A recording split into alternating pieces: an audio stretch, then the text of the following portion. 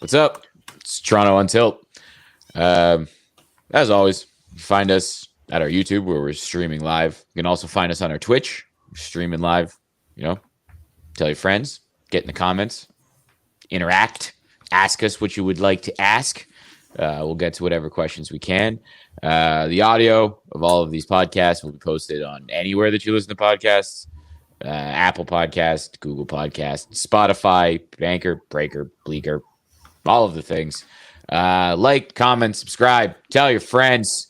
The Blue Jays won another series. Yesterday's game was very frustrating. I don't know. What do you guys want to talk about first? We should talk about today's game. This is like a post-game show, technically. This is so true. We can actually do these things live now. You turn off Jamie Campbell, and then you put us on. It's a post-game show. But don't need Jay's talk. Just come straight to us. Yeah, there used to be, when Wilner was on, it was must listen. But now we have this instead. Remember the witch? Jose Bautista's a witch. Oh, yeah, there were some good ones. Yeah.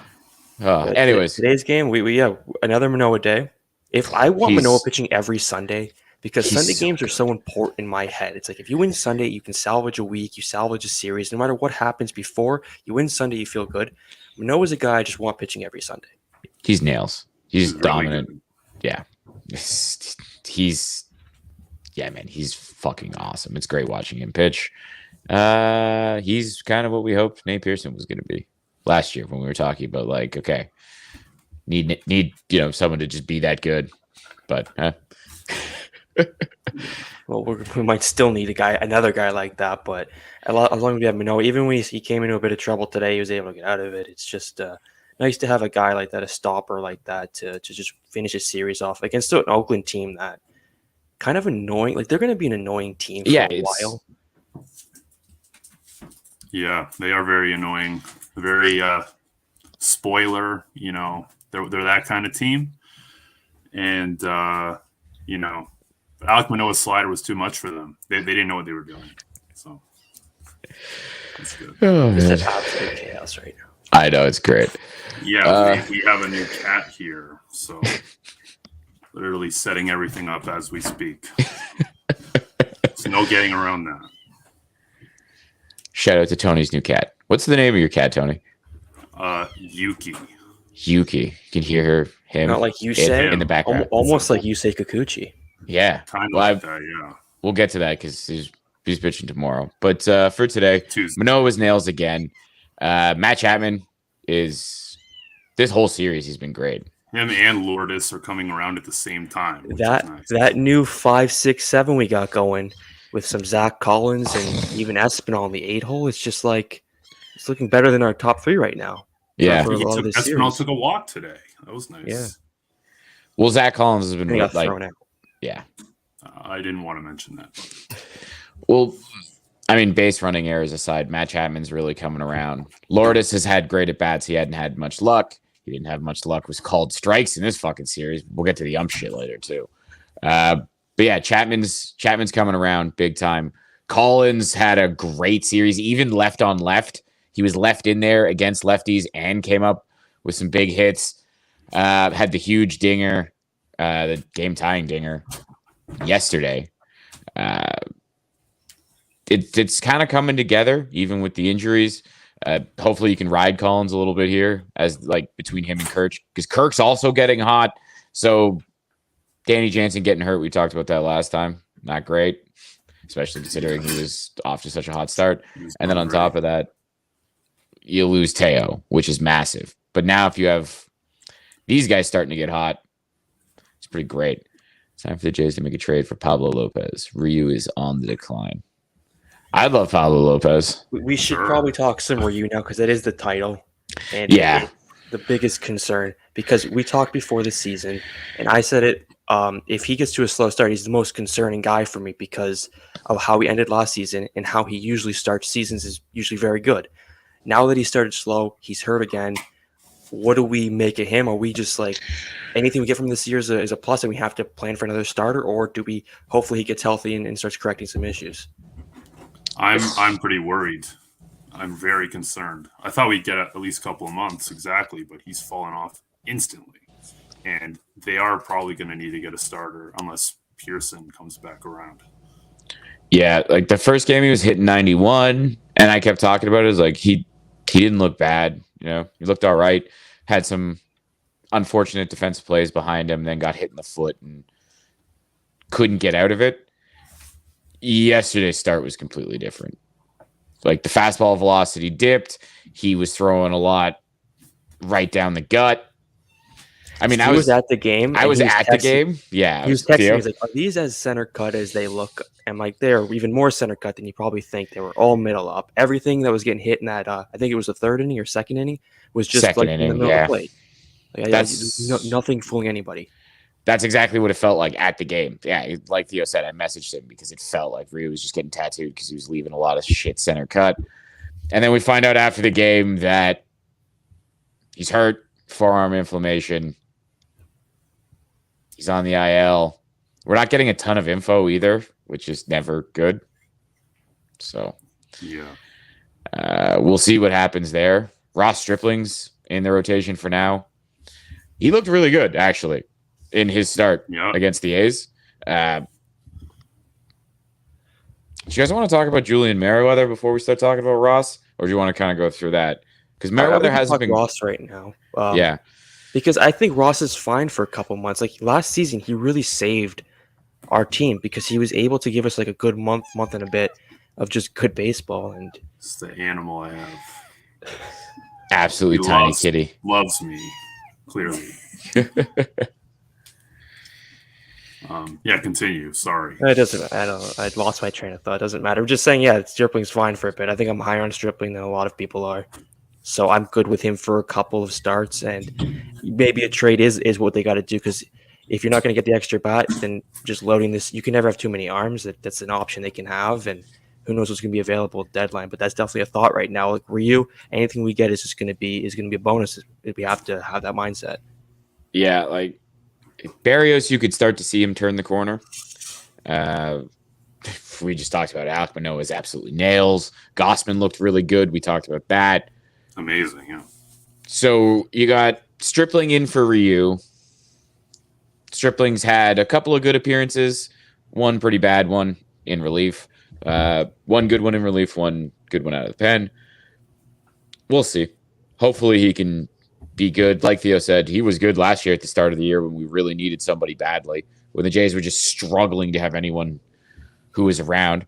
Oh, thoughts on Biggio? Struggling. Yeah. We'll let Anthony start with this because we all know. If you don't know, we have this. We all picked a player before this. Let me just get through. We had a bet with. I was going to talk about the baseball part, but okay. Well, I'm just letting you know. So Anthony's guy is Kevin Biggio, and it's just gone terribly wrong for him. So just tell us if this gets fixed or if it's just completely sunken cost right now.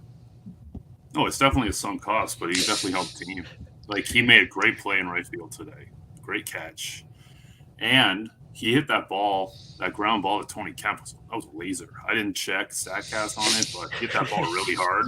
That would have been a double play ball if it wasn't as hard. So, I think he is turning it around, and he should be getting more at bats. When was Raimel Tapia not hitting the ball that hard? He is doing a lot of swinging and missing. He's having some awful at bats. He's not very good defensively.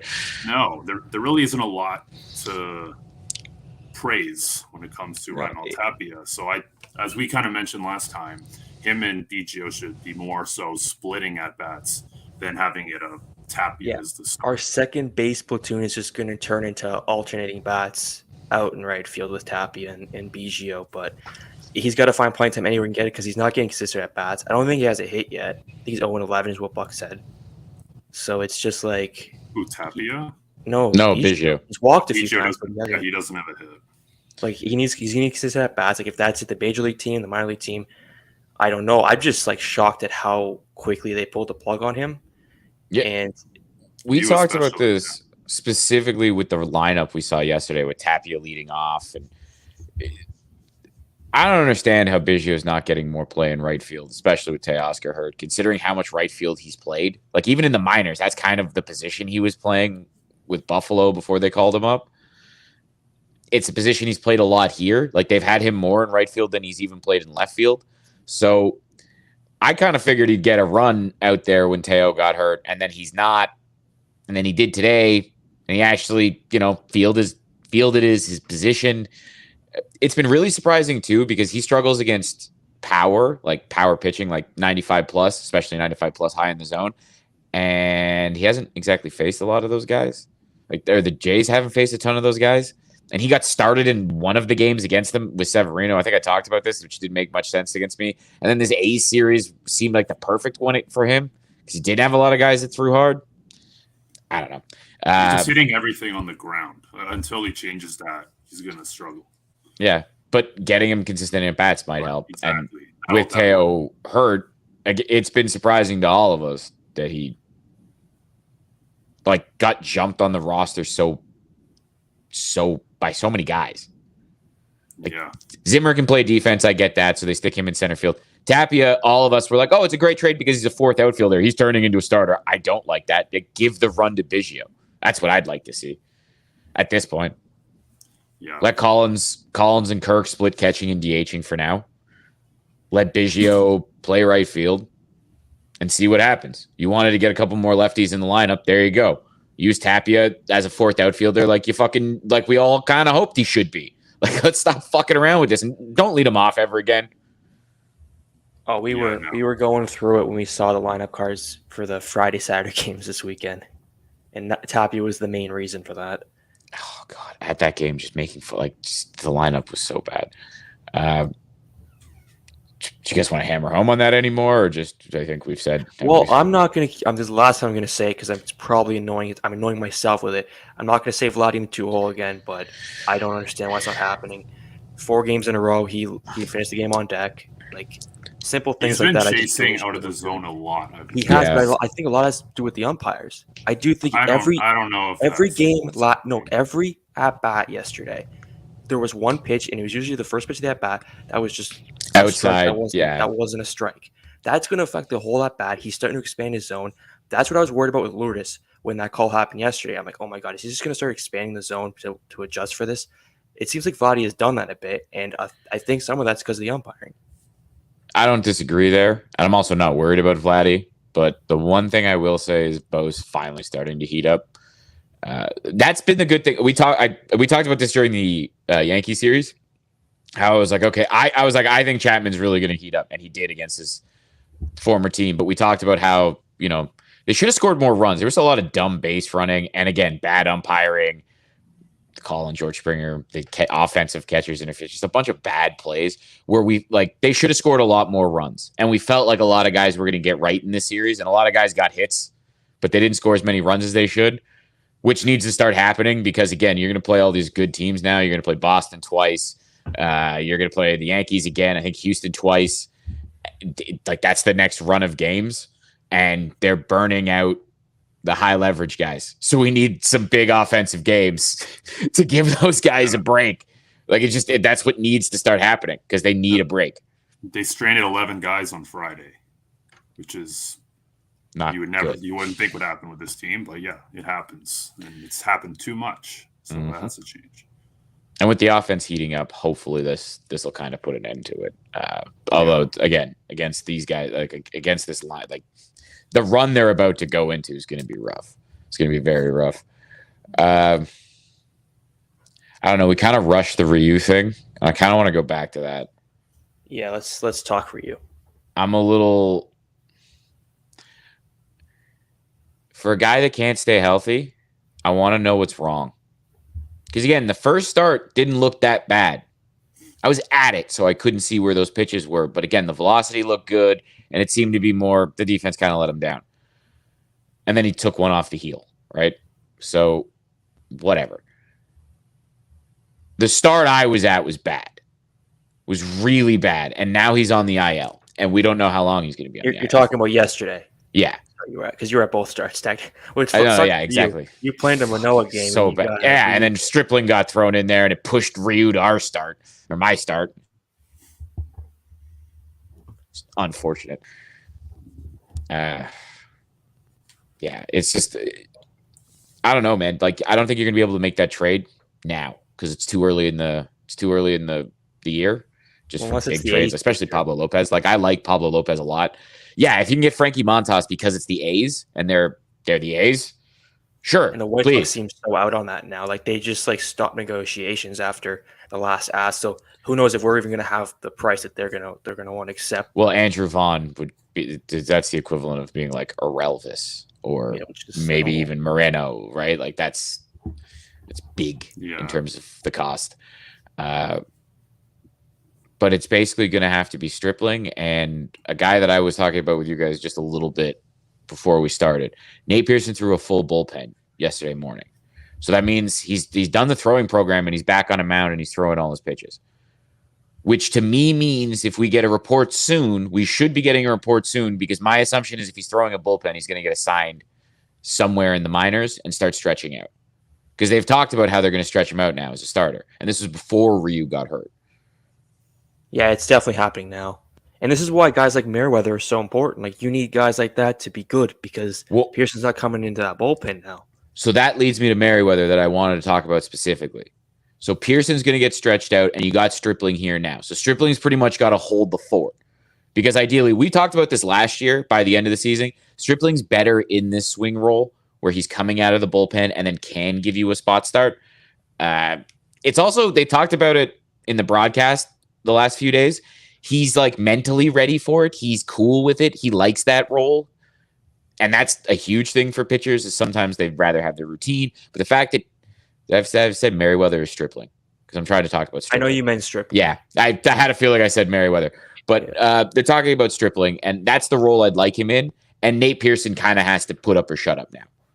He has to figure it out. And you know what? If he can't be a starter and Stripling's the one that's going to start those games and Merriweather, I was going to do it again, and Pearson's coming in to finish those games, hopefully a couple of innings, that's still very valuable. So that's what I'm super interested to see. But going to Merriweather specifically, after the sticky stuff ban, haven't you noticed he doesn't hit 99 anymore? And if you look at his spin rates, all of his pitches have dropped substantially. So he still throws hard, and he still throws a changeup that's got a huge differential from his fastball.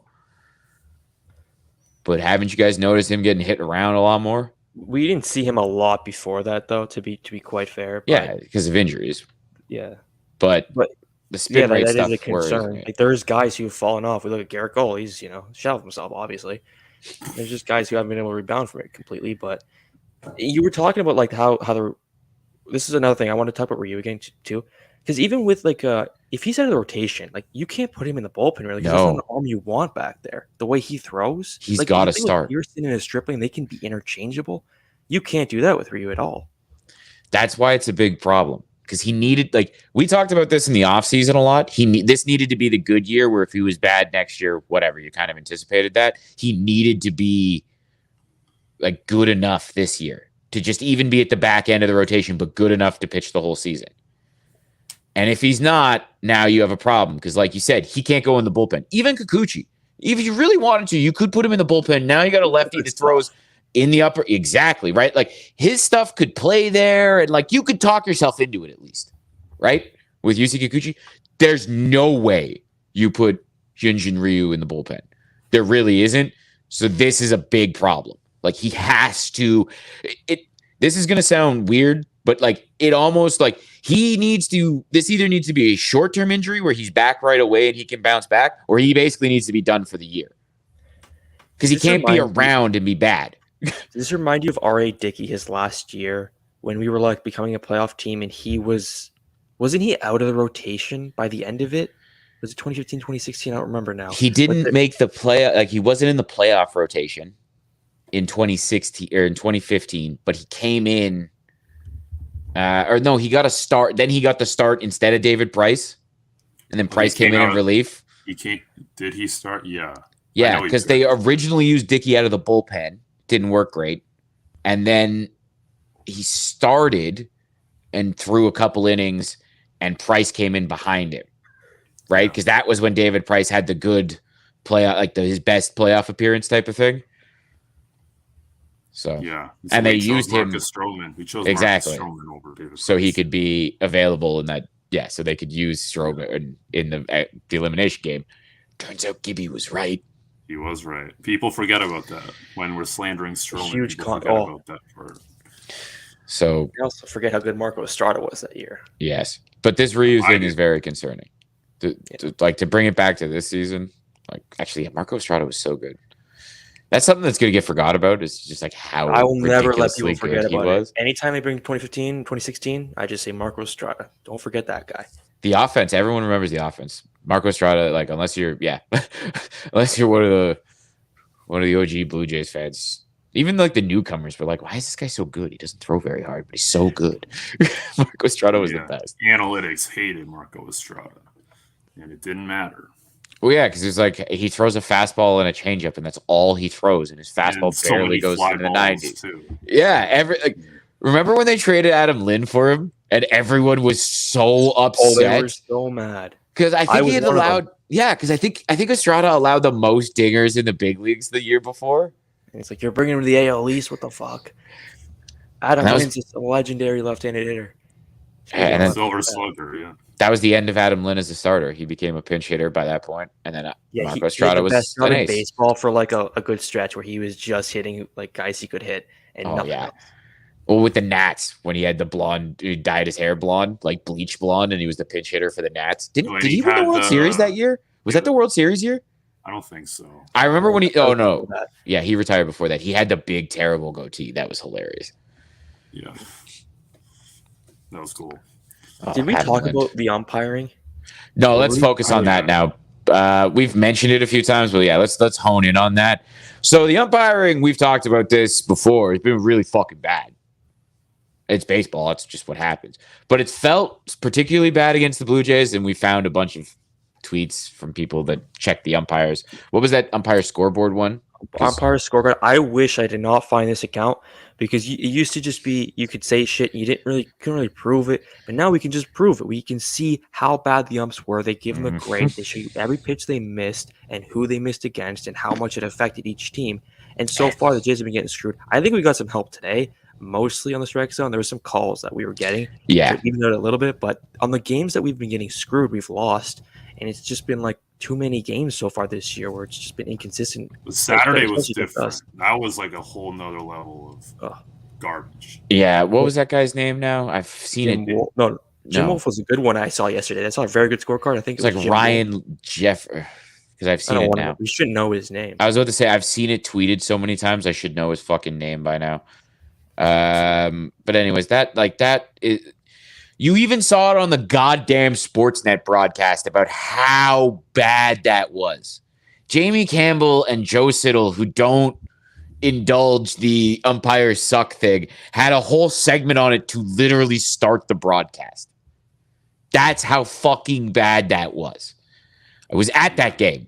I was messaging Tony and Theo furiously, asking how bad these were. I was hoping you were drunk because I was just sending in like, oh yeah, that one missed too. Just every pitch that was missing. So yeah, that's a bad call. One of the buddies I was with actually started pulling it up on his phone after all the calls we thought were ridiculous. So we were sitting in the 500 outfield right above home plate.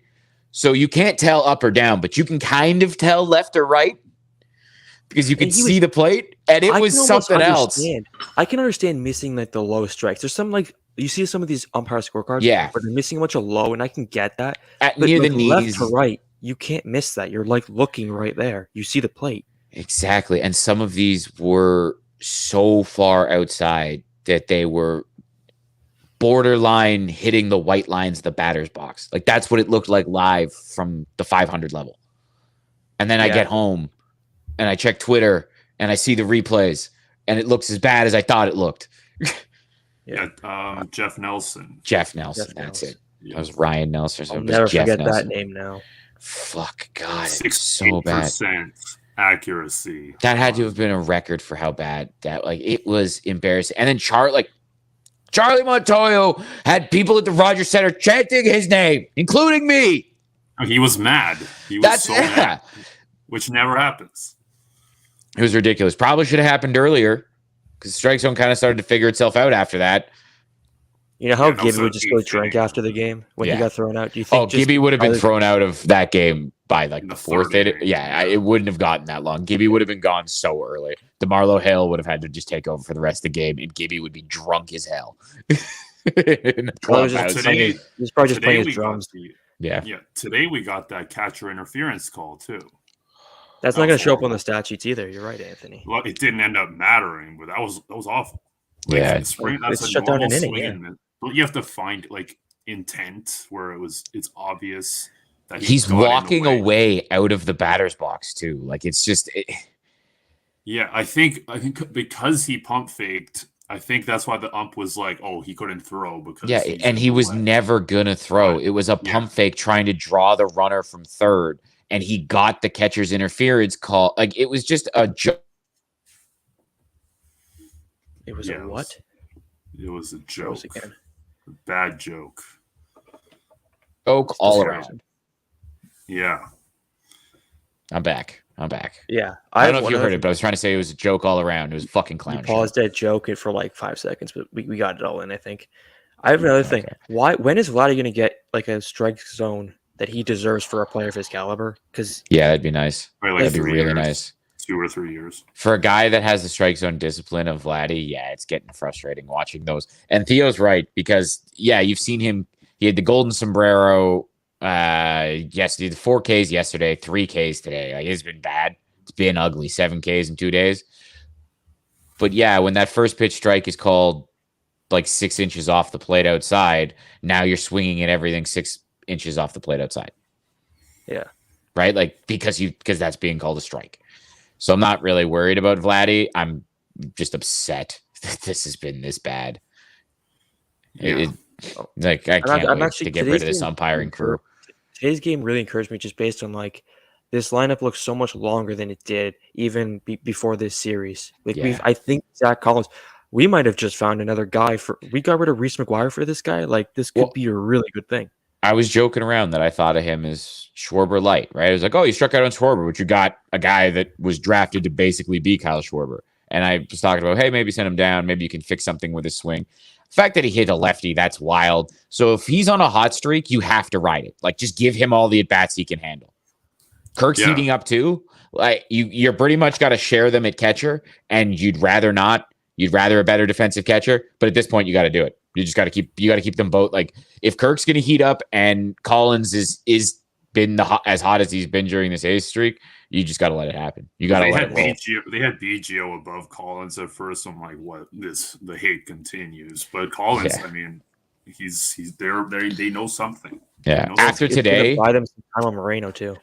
Yeah, it's gonna get like Moreno's gonna get more time to be good, like to stay down there, marinate, and get better. Because we saw the Heineman game, and people were so upset that like, look at Moreno. So was I, because Heineman.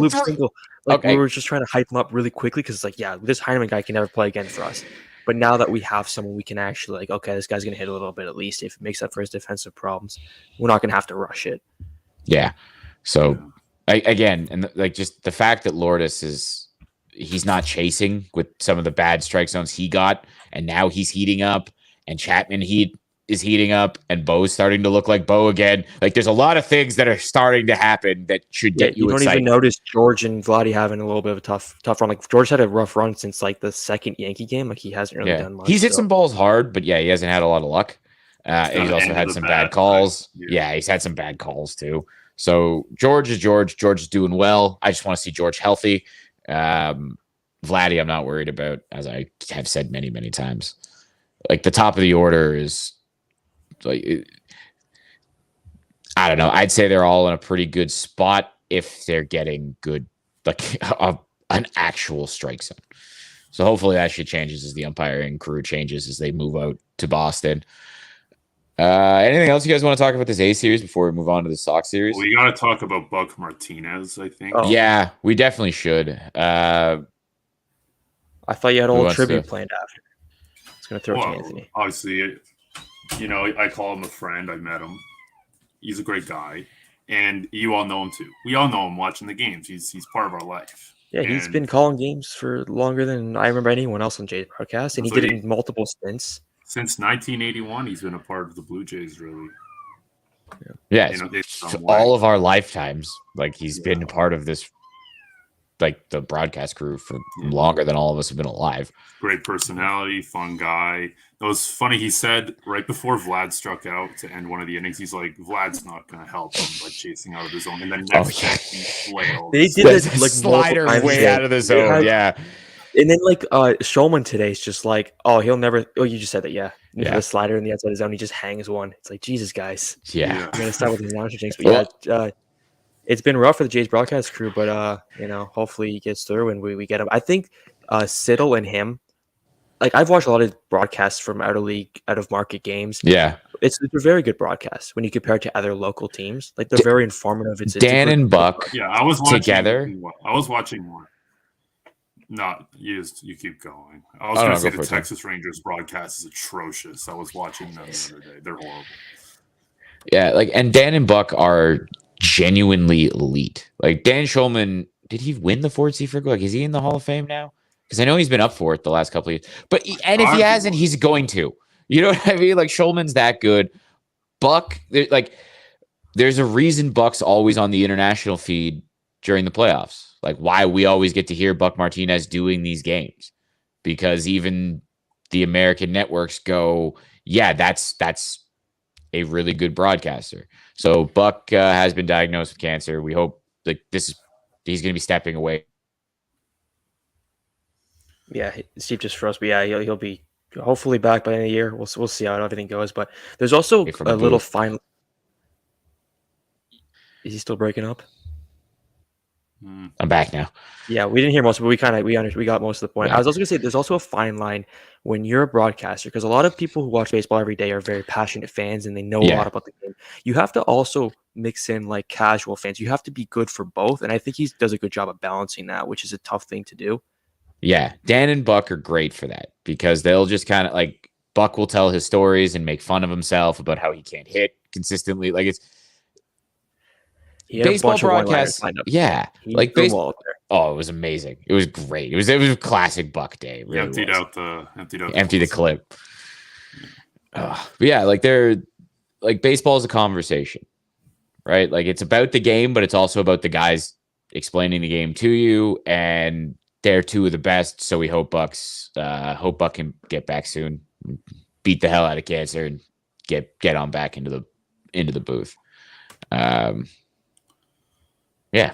Hopefully on some more positive news. Talk to some Red Sox. Yeah. So Sox are heading to Boston. It's going to be interesting when Boston and New York have to come to Toronto, considering they have unvaccinated players. But we'll get to that. One guy who's not coming here. Aaron you guys Judge? saw that? Tanner Houck's not coming. Tanner Houck. Oh, that's big. We play this series in Boston, so it doesn't matter. It's just for when they come here. Is Bogarts vaccinated yet? Because I know he wasn't. They didn't mention him. I didn't see it. I haven't heard anything. This could start getting interesting. We're gonna find out. We'll talk about this probably the next time we do one of these because we'll probably know more by then. And if not, then after these series happen in Toronto, and we know who's there. Happening for the first time with the A's. They're missing 3 guys. No one's super important, but they're missing 3 guys. So we'll see what happens with Boston. The first game though is really not encouraging to me. If you win the first game, the Evaldi Kikuchi game, you're going to sweep them, I think. I'm terrified of UC Kikuchi in Fenway. How are you two? Yeah, very terrified. Like against this Boston lineup too, like JD, like when Trevor Story does the left-handed pitching. He's been heating up, isn't he? With Trevor the Story's monster. Yeah, he was sick. He was sick and he missed a bunch of games. Then he came back and got a couple of hits. He hasn't done very much. Because he hasn't played much. He missed like 3 or 4 games because he was sick. Oh, I hate to hear that. I saw Karaba's tweet. He's heating up, so I just assumed he got 1 hit and now he's good. I think he had an RBI. He probably had another RBI single. Yeah, exactly. He's been playing really good defense at second base because he's a shortstop. We should be playing shortstop, but that's a different story. Yeah, they scored 8 runs today. They split with Minnesota. Joe Ryan dominated them. Dominated them. Joe Ryan killed them.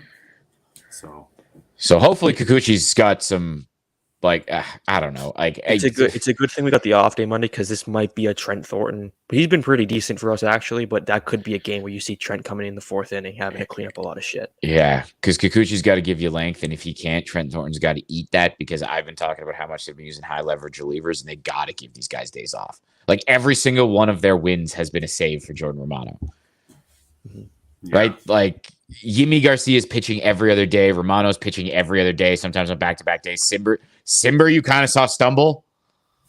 right? Like these guys can't be used this We even much. saw Richard stumble a bit in Yankee Stadium. I know the sideline looked. I never want to see Trevor Richards face Giancarlo Stanton ever again. Yeah, it doesn't. It's not good.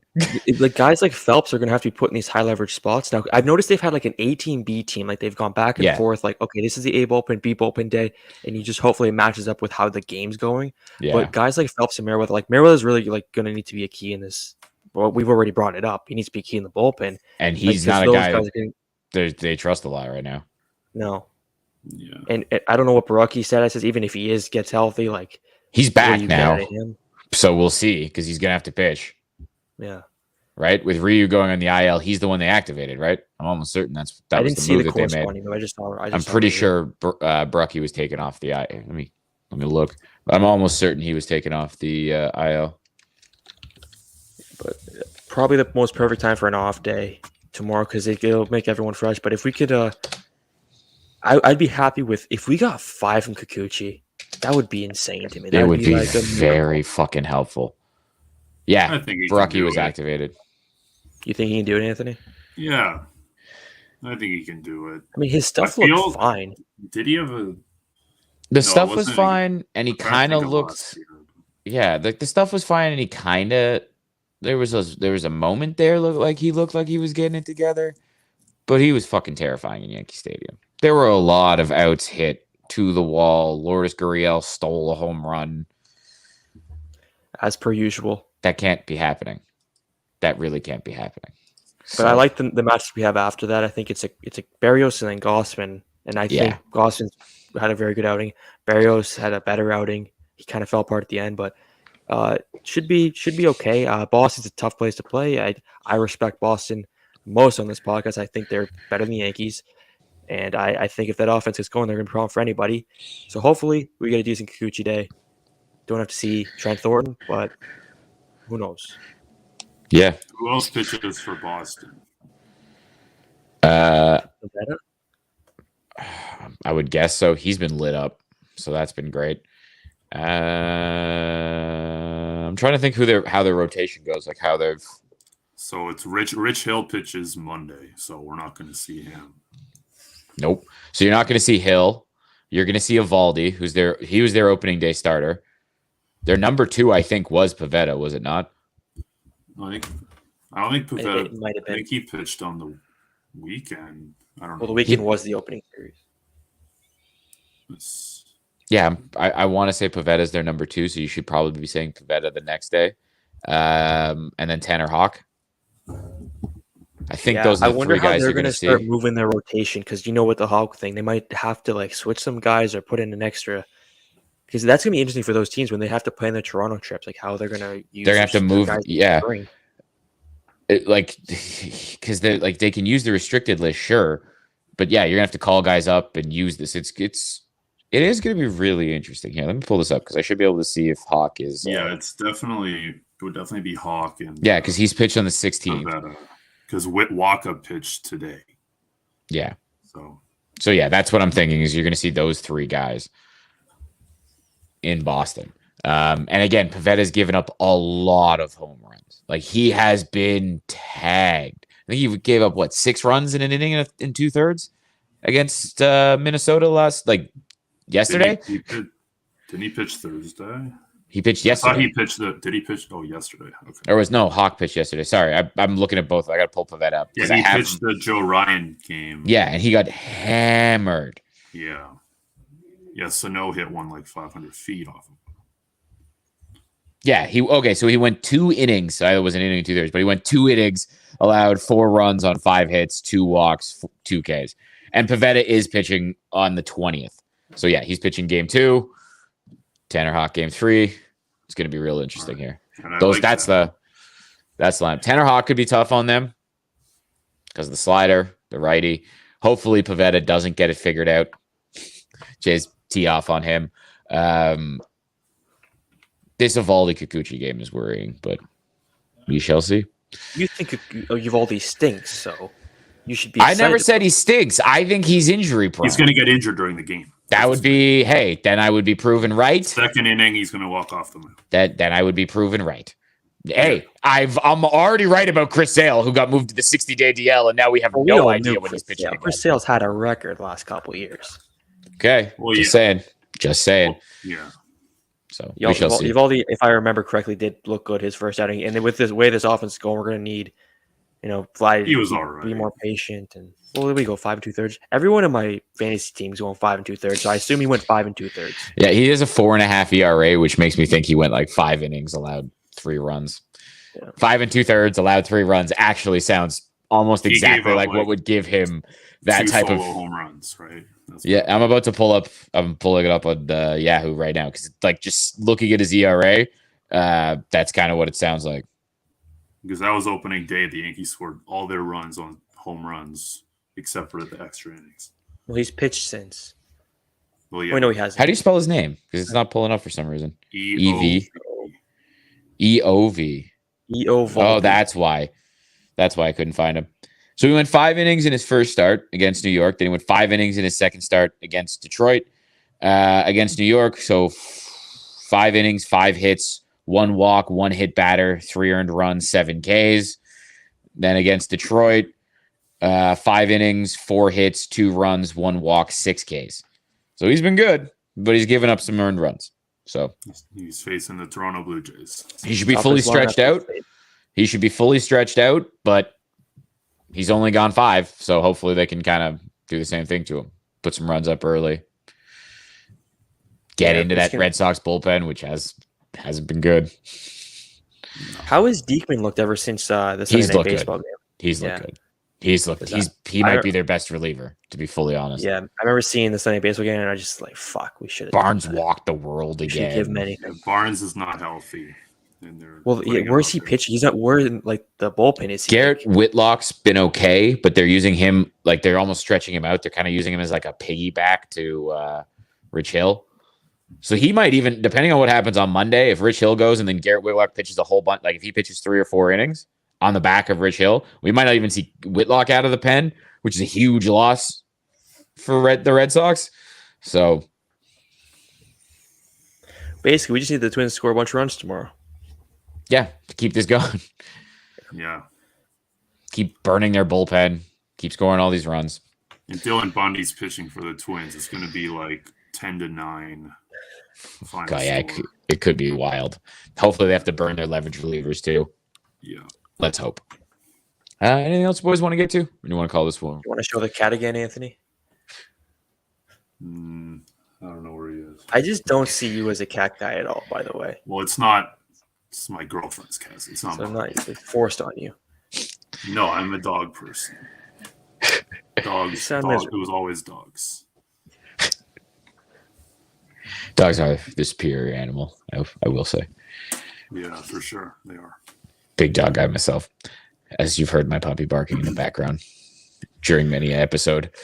I think every episode we've had an animal make noise in it. And your puppy was quiet today, and it was a cat today. Yeah, that was Tony's kitty. Yeah, what do we... All right. So, Kikuchi Evaldi scares the hell out of me. Zach Collins has been good. A series, Ryu is bad. The umps are bad. The offense looks good, though. So, hopefully we can have... 1, 2, or 3, but you wouldn't know based on... Yeah. The thing with a World Series contending team, you got to look at every little flaw and make sure it doesn't become a problem. Yeah. Let's go out on a positive note. The Jays haven't lost a series yet this year. They beat Texas. They went 2-2 against the Yankees, and then they beat the A's. They've had some terrible lineups. They've had some terrible umpiring in general, strike zones, calls, just everything.